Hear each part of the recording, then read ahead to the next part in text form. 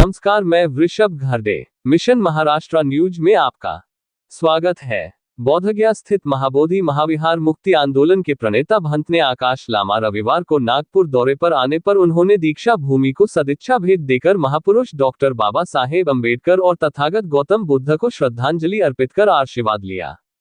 इस अवसर पर उनके साथ भंतने कश्यप, भंतने डॉक्टर चंद्रकीर्ति, चंद्रबोधि पाटिल भी मौजूद थे। इस अवसर पर भंतने आकाश लामा ने कहा कि मैं बाबा साहब डॉक्टर अंबेडकर की कर्मभूमि में आया हूँ। इस कर्मभूमि से जो आगाज होता है वह संपूर्ण देश में फैलता है। इसलिए मैं बोध गया में जो आंदोलन चल रहा है उसकी आज की स्थिति बारे में मैं बताने आया हूँ। सभी ने एक साथ मिलकर आंदोलन किया तो जल्द ही सरकार बोधगया मंदिर कायदा 1949 रद्द कर महाबोधि महाविहार बोधों को सौंपा जाएगा। भंतने विन्याचार्य की रिहाई के लिए हमने अपना वकील लगाया है। जल्द ही भंतने विन्याचार्य की रिहाई होगी। ये वचन मैं नागपुर की दीक्षा भूमि पर देता हूँ, ऐसा भी भंतने आकाश लामा ने कहा।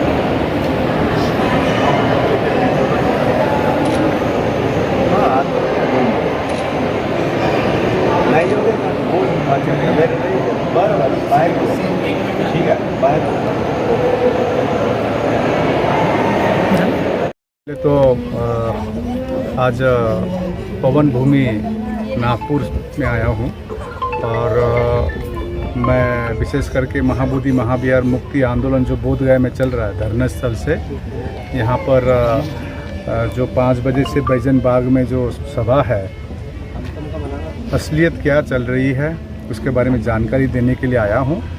और अभी ये मूवमेंट किस स्तर पर है ये जानकारी देने आया हूँ। तो हमको लगा कि पहले जैसे आपने कहा डॉक्टर भीमराव अंबेडकर जो हमारे लिए सबसे बड़ी इंस्पिरेशन है। मैं कभी कभी सोचता हूँ आज 110 दिन हो गया धरने का। ये 110 दिन धरने जो 45 डिग्री में, अब बीच में तूफान भी आया था, बहुत अड़चने हैं, मुसीबतें हैं, लेकिन चैलेंजेस। तो डॉक्टर भीमराव अंबेडकर के सामने ये कुछ भी नहीं है ये 110 दिन का। तो उनके आशीर्वाद लेने के लिए यहाँ पर पहले आया हूँ और दीक्षा भूमि में। और उनकी जो प्रेरणा जो सिर्फ हमको नहीं पूरे विश्व को एक प्रेरणा देती है। उन्होंने अपने समय पर कितनी चैलेंजेस फेस की होगी, तो उस चैलेंजेस को मैं कभी भी सोचता हूँ तो ये तो हमारी जो ये तपस्या है तो कुछ भी नहीं है। तो आज दीक्षा भूमि में जो उनसे जो आशीर्वाद लेने आया हूँ, अभिवादन करने आया हूँ। और इसका अभी हम लोग सीधा वहाँ जाएंगे जनसभा में और संबोधित करने आया हूँ कि क्या हो रहा है और आगे क्या करना है। भंते सुरेश देसाई ने जो आंदोलन शुरू किया था 1991 के बाद 25 साल बाद एकदम ये डोरमेंट में था। तो हम लोग ने, मैं एक छोटा सा जगह से आता हूँ, दार्जिलिंग डिस्ट्रिक्ट से आता हूँ। वहाँ पर एक मुद्दे के लिए हम लोग ने बंगाल में सक्सेस हुए थे। तो हम सोचते थे कि इतनी बड़ी इशू है बहुजनों की कि हम चुप क्यों हैं। तो 3 साल पहले तो एक चैलेंज क्या थी कि हमारे लोगों को बताना कि बीटी एक्ट 1949 क्या है, वो टारगेट फिक्स किया। उस टारगेट में कम से कम ये 3 सालों में और ये 12 फरवरी से जो अनशन में या धरने में बैठे हैं, इससे तो एक विश्वव्यापी एक हर जिले में लोगों को मालूम चल गया बीटी एक्ट 1949 क्या है। वो टारगेट कंप्लीट हो चुका है। अगला टारगेट है बीटी एक्ट 1949 को निरस्त करना। तो उसका भी मैंने कहा ना कि 134 साल नहीं लगती है कोई आंदोलन को। लेकिन हमारे आंदोलन को इतने साल लग रहे हैं क्योंकि दुश्मन बाहर नहीं है, दुश्मन घर में ही अंदर ही है। तो जो भी है एक रणनीतिक प्रकार से काम हो रही है और मैं आपको कहता हूं और 2-3 महीने वेट कीजिए, बौद्धों को न्याय जरूर मिलेगा। यानी महाबोधि सुप्रीम कोर्ट में ये मामला शुरू है। लेकिन आपने कहा महाबोधि महाविहार बौद्धों को मिल जाएगा। अरे बौद्धों का प्रॉपर्टी है तो बौद्धों को मिलना चाहिए ना, मुसलमान का है तो मुसलमान को मिलना चाहिए, बराबर। हिंदू का है तो हिंदू को मिलना चाहिए। संविधान में तो ये लिखा हुआ है। तो हम तो यही मांग कर रहे हैं और सबने अलग अलग करके नहीं लड़ना चाहिए। देखिए हमने अब तभी कहा ना, दुश्मन बाहर नहीं है, दुश्मन अंदर ही है। लेकिन जो भी है हमारा एक ही टारगेट है, पीटी एक्ट 1949 को निरस्त करना। देखिए इसके लिए मैं आपको थोड़ा वितरांत में बताना चाहता हूँ, क्योंकि हमने उनको हमेशा कहा है कि जोश तो चाहिए, साथ में होश भी चाहिए। हमारी जिसके साथ लड़ाई है वो बहुत ताकतवर है। और उस रात को जब पुलिस ने उनको वहाँ से जो घटना घटी थी, हम लोग तो धरने स्थल में सीमित थे, क्योंकि हमने एक निर्देश दिया था कि धरने स्थल में सीमित रहे सभी, बाहर जाकर ज़्यादा कुछ न करें। फिर उस रात को मैंने इतना कहा था आप, क्योंकि मेरे को वहाँ पर पुलिस ने बुलाया, डीएसपी ने बाहर बुलाया, धरने स्थल से बाहर बुलाया। और ये हमारा, उनको लगता है कि हमारा धरना तमाशा है, उनके लिए तमाशा बंद कीजिए हमको बोले थे। तो हमने कहा कि हमने क्या किया। तो इस घटना के बारे में जानकारी दी तो मैं देखा, उनके पास गया तो कहा कि ये होश में काम कीजिए और पीछे बैठ जाइए धरने में, और पीछे बैठकर शांति से बैठिए, हम प्रोटेक्शन देंगे। लेकिन वो रातों रात कहाँ चले गए, होटल में। तो जो भी है उनके लिए हमारे एडवोकेट है एक, क्योंकि मेरे नाम पर भी एफआईआर है, क्योंकि कानूनी एक प्रक्रिया है, कानून का हाथ लंबा होता है। हम तो शुक्रगुजार हैं बिहार सरकार के जो प्रशासन को, अभी तक 90 दिन तक शांति से चला था आंदोलन। फिर बीच में आंदोलन को दबाने की कोशिश की गई, एक इंडिया पाकिस्तान की लड़ाई को लेकर, और दूसरी अभी जो घटना घटी है। तो हम चाहते हैं कि हमारे जो भिक्खु है सामने है विनाचार्य जी जल्द से जल्द निकले। तो हमने अपना जो एडवोकेट है, चालू है ना आपने, देखिए हमने जो अपना एडवोकेट है, एडवोकेट अशोक वर्धन जी है, उनको अगले सुबह ही मैंने फ़ोन करके कहा कि जैसे करके भी इनको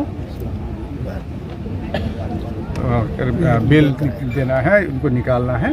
तो कानूनी प्रोसेस है, कानूनी प्रोसेस में उन्होंने अपना दूसरा एडवोकेट लगाया है, ठीक है ना। तो कानूनी प्रोसेस है, वो जल्द से जल्द वो निकलेंगी, क्योंकि कानून सबके लिए बराबर है। यानी विनाचार्य जी और आकाश लामा से जब 3 साल पहले शुरू किया था, मैंने एक ही चीज़ कहा था, कोई ये आंदोलन या मुक्ति का जो बात है, ये कोई एक व्यक्ति का नहीं है, आकाश लामा का नहीं है, या कोई एक संगठन ऑल इंडिया बुद्धिस्ट फोरम का नहीं है। जितनी हमारी है उतनी आपकी भी है। तो हमको सबको मिल के लड़ना होगा, सबको मिल के लड़ेंगे तो हम लोग ज़रूर जीतेंगे। और अभी काफ़ी जीत के काफ़ी करीब आ चुके हैं। 12-13 साल में एक बार भी सुनवाई नहीं हुआ था। देखिए 2012 में रिट पिटीशन फाइल की गई थी, इतने सालों में एक बार हियरिंग नहीं हुआ था। इस बार 16 मई में हुआ ना, ये कोई पर्टिकुलर व्यक्ति के लिए नहीं हुआ, ये हमारी एक सामूहिक जो प्रयास थी इसके कारण हुआ है। और हम निश्चिंत है, आज सुबह आज सभा में और हमारी जो एडवोकेट है, एडवोकेट आनंद जोंडाले जी, वो भी आए हुए हैं। जो भंते सुरेश देसाई जी के जो एडवोकेट है शैलेश नानौरी, उनके साथ तो हमारा 1 साल से ही काफ़ी वर्चुअल मीटिंग होती है। अभी 2 दिन पहले भी बात हुई है। तो हम सब मिलकर कानूनी लड़ाई भी लड़ेंगे और सड़क में भी लड़ेंगे, क्योंकि संसार को मालूम है तथागत बुद्ध ने ज्ञान प्राप्त किया। आज जैसे दीक्षा भूमि हुआ, अब कल जाकर दीक्षा भूमि के बारे में अप्रचार करेंगे, कुछ दूसरा नाम से संज्ञान देंगे, तो हम मानेंगे क्या? संसार को मालूम है तथागत बुद्ध ने ज्ञान प्राप्त किया है। कहाँ पर? महाबोधि महाविहार में सम्राट अशोक ने बनाया है। तो इतनी ऐतिहासिक प्रूफ होते हुए भी, और हम कहते हैं कि बौद्धों का मक्का कहाँ है? बोध गया। खाली बोलने से नहीं, हमको लिखित चाहिए, और चेयरमैन से लेकर पूरा कमेटी में बौद्ध होना है। देखिए जब देश आज़ाद के समय थी उस समय कुर्बानी काफियों की कुर्बानी थी। इसका मतलब ये नहीं है कि महात्मा गांधी खाली कुर्बानी थी, इसमें शहीद भगत सिंह भी कुर्बानी हुए थे, फांसी में चढ़े थे, खुदीराम बोस हुए थे, हमारे समाज से आपका मेजर दुर्गा मल्ला को फांसी लगाई गई थी। तो इस प्रकार से शहीद तो हो गई, लेकिन मैं आपको एक चीज़ बताऊं, 110 दिन हुआ है, अभी तक हम लोग शांति, जो हमको हमारी सबसे बड़ी हथियार है शांति। मैं हमेशा शुरू से कह रहा था शांति ही क्रांति ही है। तो शांति से हम लोग जीतेंगे, करुणा से जीतेंगे, संवैधानिक प्रकार से जीतेंगे। और कल भी मैं एसडीएम के साथ मीटिंग बैठा था, क्योंकि देखिए 1 तारीख से नया जगह देने की बात थी, लेकिन रात को फ़ोन आया प्रशासन से, इलेक्शन डिक्लेयर हो गया है वहाँ पर बोधगया में, ये चेयरमैन का इलेक्शन डिक्लेयर हो गया है और 144 लगा है, कोई धरना प्रदर्शन नहीं होगी, मैंने बोधगया नगर निगम में। तो अल्टीमेटली हम सुबह कल आने से पहले फिर प्रशासन के साथ बैठे, क्योंकि जो नियम है उसको नियम को तो हमको पालन करना ही पड़ेगा ना, प्रोसेस को तो फॉलो करना पड़ेगा। तो हमने उनको बोला ठीक है, हम 2 किलोमीटर दूर थे, जो नया जगह जो हम लोग जहाँ पंडाल लगाए थे, अभी 5 किलोमीटर दूर वहाँ जो पंचायत इलाका है, वो ढुंगेश्वरी जाते रास्ता में है, एकदम ऑन द रोड है, वहाँ पर हम लोग ने प्रपोजल दिया है। तो 2 तारीख यानी कल हमारे टीम, मैं तो यहाँ आया हूँ, प्रशासन के साथ बैठ के फिर एक, क्योंकि हम संवैधानिक मांग कर रहे हैं, तो हमको संविधान के जो बाबा साहब ने जो हमको शक्ति दिया है, जो ताकत दी है, जो इज्जत दी है, उसी इज्जत के आधार पर हम अपना मांग रख रहे हैं। और भारत सरकार हो या बिहार सरकार से बारंबार हम अनुरोध कर रहे हैं कि BT एक्ट 1949, देखिए जड़ को पकड़ना बहुत जरूरी है। प्रधानमंत्री से आपकी बात हो चुकी है? केंद्र सरकार के साथ बात हो चुकी है और प्रधानमंत्री के कान में पहुंच चुकी है। इसी का रिजल्ट है, प्रधानमंत्री जी यहाँ पर दीक्षा भूमि में भी आए थे, नागपुर उनको निवेदन भी दिया दीक्षा भूमि है, क्रांति भूमि, नागपुर है एक बौद्धों की ऊर्जा भूमि। तो इस ऊर्जा भूमि में आने का मतलब आप समझ जाइए। और दूसरा भूमि है श्रीलंका। तो देखिए प्रत्यक्ष रूप में अप्रत्यक्ष रूप में काम हो रही है, धैर्य रखिए, एकता में रहिए। और आप यूट्यूबर लोग को मैं अनुरोध करना चाहता हूँ, भले आकाश लामा यूट्यूब में स्लो हो सकता है, लेकिन सत्य में चलेंगे, शांति में चलेंगे, और सत्य और शांति से हम लोग जीतेंगे।